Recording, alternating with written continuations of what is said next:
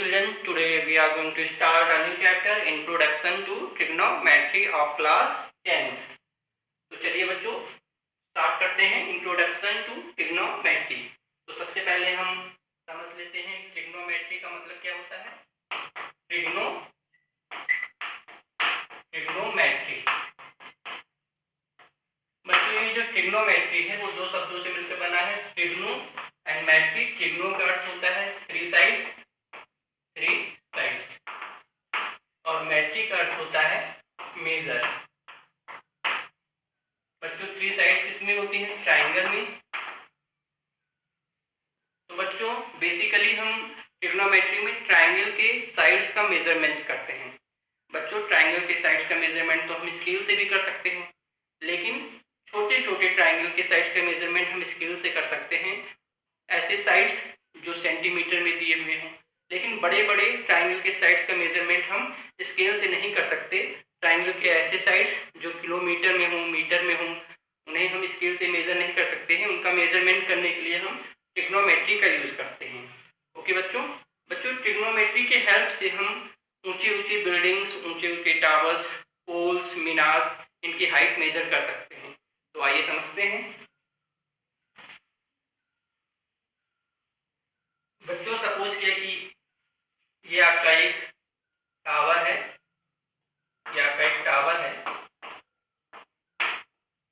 और इस टावर की हाइट हमें मेजर करनी है। सपोज कि इस टावर से हम कुछ डिस्टेंस पे खड़े हुए हैं, सपोज कि यहाँ खड़े हैं, ये डिस्टेंस आपकी x है। x आपकी कुछ भी हो सकती है, 10 मीटर, 20 मीटर, 30 मीटर। इस पॉइंट पे हम खड़े हैं और यहाँ से हम टावर के टॉप को देख रहे हैं। ये टावर के टॉप को हम यहाँ से देख रहे हैं। बच्चों सपोज किया कि ये जो लाइन है वो अर्थ सरफेस से थीटा एंगल बना रही है। बच्चों अगर हमें ये एंगल दिया हुआ है थीटा, और ये डिस्टेंस जो कि हमारे पास ही होती है, दी हुई है, तो हम इस टावर की हाइट मेजर कर सकते हैं। बच्चों ऐसे टावर्स की हाइट मेजर करने के लिए या फिर किसी भी पोल्स, मीनार्स, बिल्डिंग्स की हाइट मेजर करने के लिए हम ट्रिग्नोमेट्रिक रेशियोज का यूज करते हैं। चलिए समझ लेते हैं ट्रिग्नोमेट्रिक रेशियोज क्या होते हैं। ट्रिग्नोमेट्रिक रेशियोज,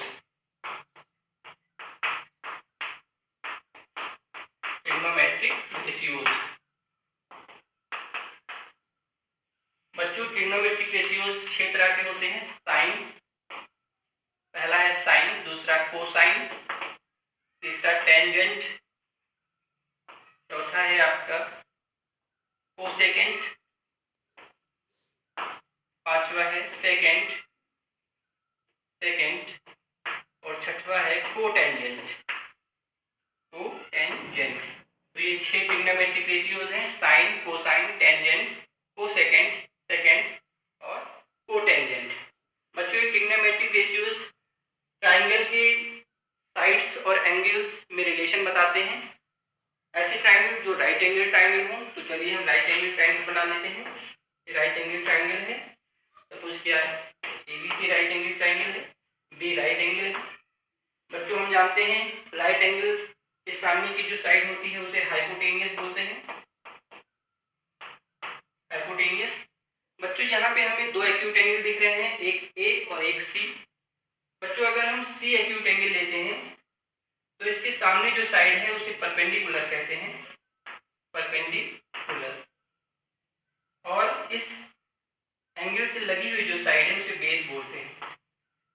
ठीक है बच्चों, अगर हम एक्यूट एंगल C ले रहे हैं, लेकिन अगर एक्यूट एंगल A ले रहे हैं, एक्यूट एंगल A, ये वाला एक्यूट एंगल ले रहे हैं, तो इसके सामने जो साइड होती है उसे हम परपेंडिकुलर बोलते हैं, परपेंडिकुलर, और जो एक्यूट एंगल हमने लिया है उसके साथ जो लगा साइड है उसे बेस बोलते हैं। तो इस तरह से बच्चों एक्यूट एंगल चेंज होने से परपेंडिकुलर और बेस चेंज हो जाते हैं। चलिए बच्चों हम यहाँ पे एक्यूट एंगल A ले रहे हैं, तो साइन ऑफ एंगल A, जिसे हम शॉर्ट में साइन A भी बोलते हैं, ये आपका होता है perpendicular upon hypotenuse. Okay, cosine of angle A, जिसे हम शॉर्ट में cos A भी कहते हैं, ये होता है base upon hypotenuse. B for base, H for hypotenuse. Tangent of angle A, जिसे हम शॉर्ट में टेन ए भी कहते हैं, ये आपका होता है परपेंडिकुलर अपॉन बेस।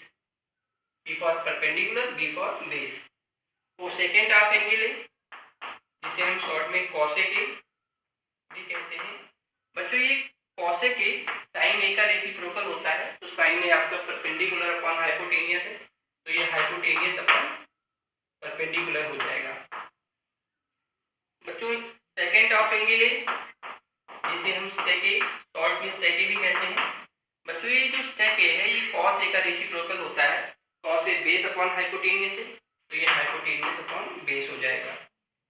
को टेंजेंट ऑफ एंगल है जिसे हम शॉर्ट में कॉट ए भी कहते हैं, कॉट ए, कॉट ए।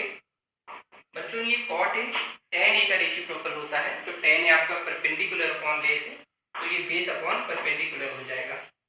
तो बच्चों ये 6 तरह के ट्रिग्नोमेट्रिक रेशियोज हैं। Sine A perpendicular upon hypotenuse, cos A base upon hypotenuse, tan A perpendicular upon base, cosec A hypotenuse upon perpendicular, sec A hypotenuse upon base, cot A base upon perpendicular. तो इन 6 trigonometric ratios को हमें learn रखना है, आगे exercise में हम इनका यूज करेंगे। चलिए अब एक्सरसाइज करते हैं हम।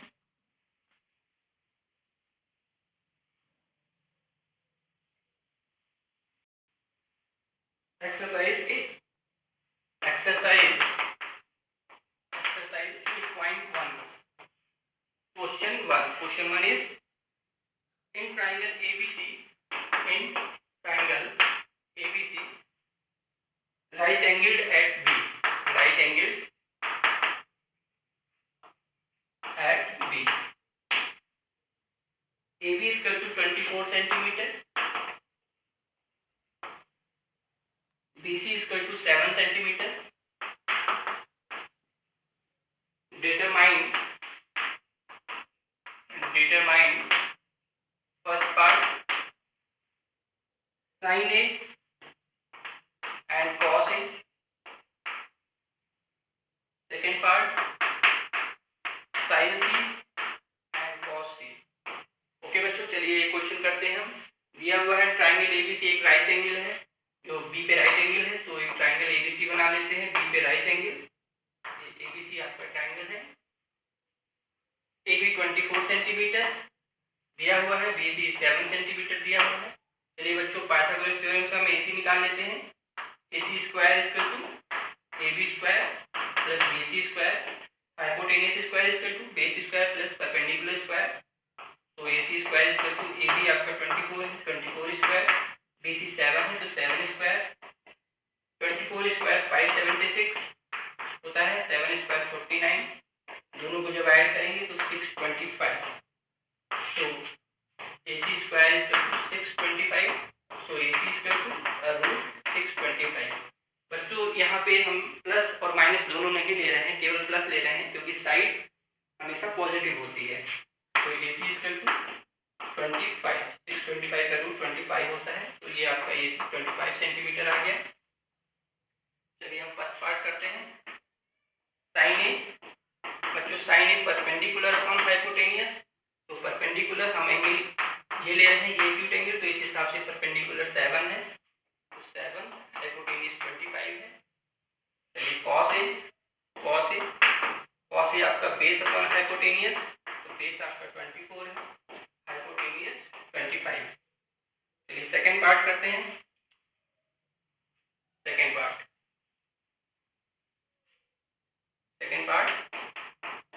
साइन सी, साइन सी आपका परपेंडिकुलर अपॉन हाइपोटेनियस होता है। बच्चों यहाँ पे हम एक्यूट एंगल सी ले रहे हैं, तो इस हिसाब से परपेंडिकुलर 24 हो जाएगा, हाइपोटेनियस तो 25 होगा ये।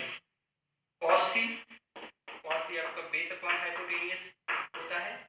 बच्चों हम एक्यूट एंगल सी ले रहे हैं, तो बेस 7 हो जाएगा, 7 अपॉन हाइपोटेनियस 25। तो ये आपका क्वेश्चन 1 हो गया। चलिए क्वेश्चन 2 करते हैं।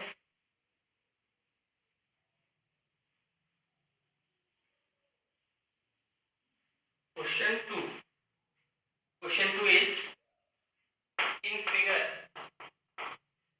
इन in figure find tan p minus cot r। Okay बच्चों, यहाँ पे एक फिगर बना हुआ है, एक ट्राइंगल है, right angle triangle P Q R है, पी क्यू आर, क्यू पे राइट एंगल है, पी क्यू आपका 12 सेंटीमीटर दिया हुआ है, पी आर 13 सेंटीमीटर दिया हुआ है। चलिए बच्चों, हम पाइथागोरस थ्योरम से क्यू आर निकाल लेते हैं। P R square equal to Q R square plus P Q square, hypotenuse square equal to base square plus perpendicular square. P R 13 है, 13 स्क्वायर, क्यू आर निकालना है, पी क्यू 12 है, 12 square हो जाएगा, 13 का square 169 equal to Q R square plus 12 का square 144। So Q R square equal to 169 minus 144। तो बच्चों Q R square equal to 25, 169 minus 144 25। So Q R equal to root 25 equal to 5। तो ये आपकी क्यू आर साइड आ गई 5 centimetre. चलिए जो हमें वैल्यू फाइंड करनी है उसको लिख लेते हैं, tan p minus cot r। बच्चों tan p अगर हम एक्यूट एंगल ये ले रहे हैं तो परपेंडिकुलर 5 सेंटीमीटर क्यू आर हो जाएगा और बेस पी क्यू जो कि 12 सेंटीमीटर है। तो cot p perpendicular upon base, perpendicular 5 upon base 12, okay, minus cot r। हम ये एक्यूट एंगल ले रहे हैं तो cot r होता है बेस अपॉन परपेंडिकुलर, तो बेस आपका 5 है और परपेंडिकुलर 12 है। तो बच्चों यहाँ देखिए 5.12 माइनस 5.12